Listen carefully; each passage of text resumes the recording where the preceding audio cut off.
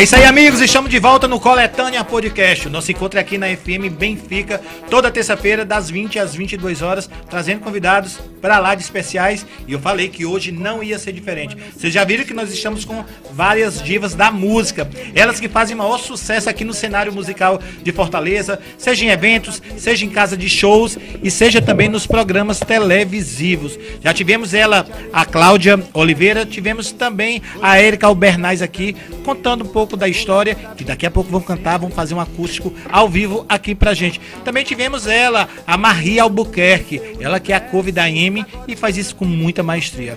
E aqui, comigo, dividindo a mesa, ele que já esteve e voltou, o pessoal falar, eu quero ele de volta aqui, doutor Lindenberg Medeiros. Boa noite, doutor. Boa noite, Racine Fontinelli. Boa noite, telespectadores, ouvintes da Rádio FM Benfica e do podcast Coletânea.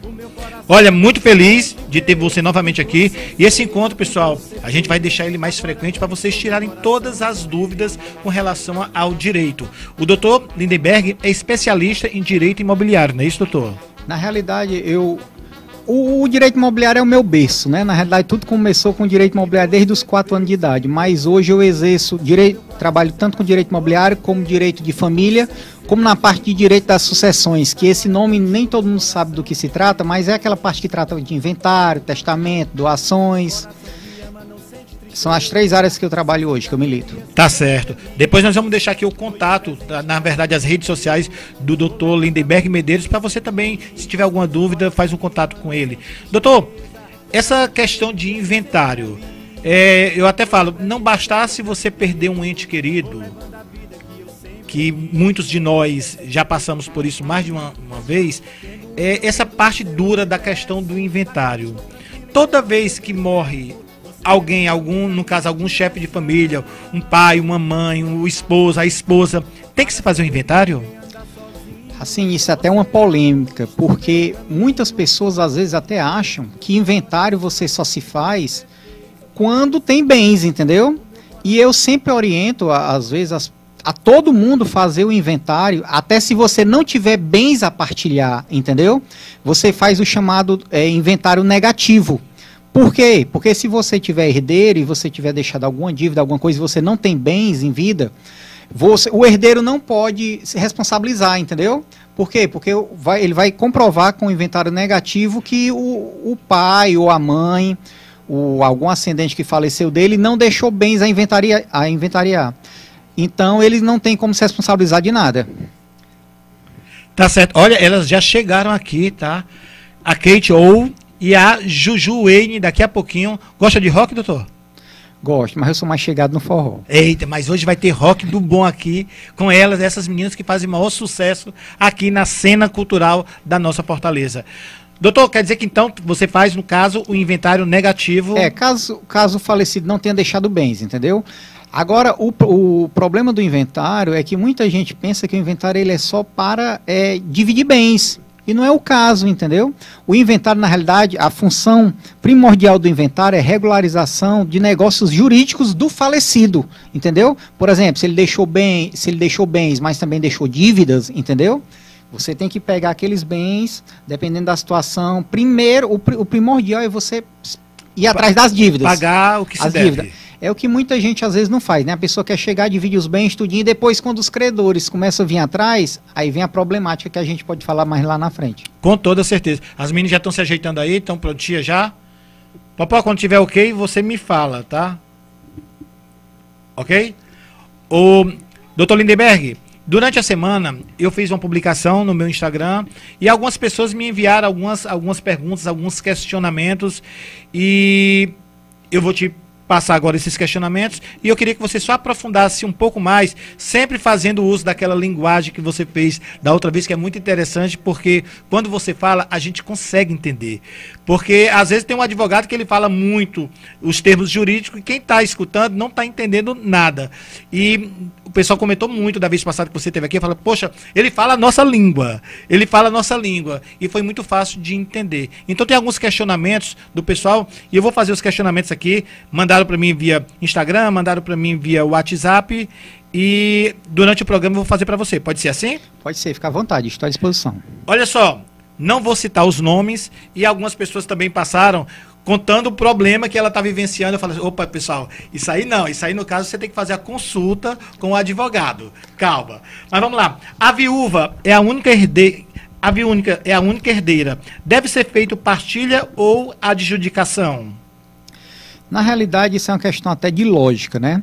Muita gente às vezes confunde. Se você só tem um único herdeiro, você tem que entrar com inventário e adjudicação. Por quê? Porque aquele bem vai ser transmitido automaticamente para aquele herdeiro. Se você tem dois ou mais, vai fazer o quê? A partilha. Sim. Aí você entra com inventário e partilha. É a diferenciação, para você não errar mais. Tem só um herdeiro, adjudicação. Inventário e adjudicação. Tem dois ou mais, inventário e partilha. Pronto, você não erra mais. Tá certo, agora tá esclarecido. Tá esclarecido. Vamos lá. Numa família, no caso, vamos lá. Eu vou citar. Não, citar o meu caso não, porque é tão chato, né? Falar que eu morri. Mas vamos lá. Numa família, morreu o pai, morreu a mãe, mas eles deixaram 3 filhos. Eles tinham 3 filhos. Um deles faleceu. Esse que faleceu, ele tinha filhos. Como é que fica essa questão da herança, da partilha? Tem que ver aí, a pergunta não disse se o filho faleceu antes ou depois do pai, porque não, tem vamos lá, eu vou ler na íntegra. Não tem como botar aqui. Olha, não, assim. Peguei um inventário para fazer e descobri que um dos herdeiros do falecido já tinha morrido antes e deixado 3 filhos. Como devo proceder? Pronto, isso daí também é uma dúvida, assim, até de muitos profissionais que eles fazem uma mistura, entendeu? Quando você é o chamado aí herdeiro pré-morto. Pré-morto. Pré-morto. A gente chama aí vou tentar, pessoal, não usar do juridiquês. Com toda certeza. Mas isso daí é chamado herdeiro pré-morto. É uma questão de lógica. Por exemplo, o meu pai faleceu em 2024. Eu faleci em 2020. Eu recebi alguma herança? Não. Não. Então, se eu não recebi, eu sou um herdeiro pré-morto. Eu morri antes dele. Certo. Quem é que vai receber a herança? Os meus filhos.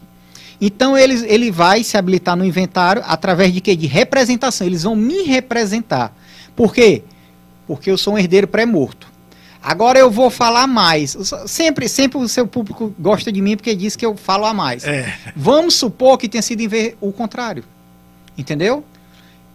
O meu pai faleceu em janeiro de 2024 e abriu o inventário. Eu faleci, por exemplo, em maio de 2024. Certo? Quer dizer, 4 meses depois, 5 meses depois, mas o inventário do meu pai já estava aberto. O que muitas pessoas às vezes confundem é o seguinte: assim que uma pessoa falece, já abre a sucessão. Ou seja, pelo princípio da Sunzinho, já é transmitida automaticamente a posse dos bens. O inventário só vai regularizar a situação, entendeu? Automaticamente, todos os herdeiros ali já estão num domínio chamado ali condomínio dos bens através da posse. O inventário vai regularizar. Então, o segundo exemplo. O meu pai faleceu, abriu a questão do inventário. Eu recebi? Recebi. Eu ainda estava vivo, né? Certo. Então, meus filhos não podem mais me representar. Por quê? Porque eu já me auto-representei para receber. Então, aí já é outra situação. Tem que abrir o meu inventário, porque eu sou herdeiro pós-morto, entendeu? E o que tem que se habilitar no inventário do meu pai, aí a questão já é o inventariante, que vai se habilitar para representar o espólio, e a cota parte do meu pai, que eu receber ali naquele inventário, vai para o meu inventário para ser dividido. Então já é 2 situações, você consegue entender. E aí também vai mudar muito a questão do ITCD. Por exemplo... que é o imposto de transmissão, causa, morte e doação. Na primeira situação, que é herdeiro pré-morto, que no caso o meu filho vai só representar, só incide um ITCD. Né? No caso... porque meus filhos vão receber. Mais ou menos quantos por cento? O ITCD ele varia muito, ele vai de 2% a 8%, entendeu? Ele é proporcional, depende do valor do bem, tudinho. E agora com a reforma tributária vai mudar a alíquota do ITCD em quase todos os estados, vai ficar sendo progressivo. A questão da segunda, que é herdeiro pós-morto, aí já incide 2 ITCD. Incide o primeiro ITCD do meu pai para mim e depois de mim para meu pai. De mim para os meus filhos. Não bastasse a carga tributária que nós já temos, puxado isso aí. Pois é. Muito puxado. Doutor, só para tentar entender assim com um pouco mais de didática para o pessoal. Então vamos lá, uma família, os pais morreram, são 3 filhos. Desses 3 filhos, um faleceu. Isso. Um faleceu, só que ele tinha 2 filhos.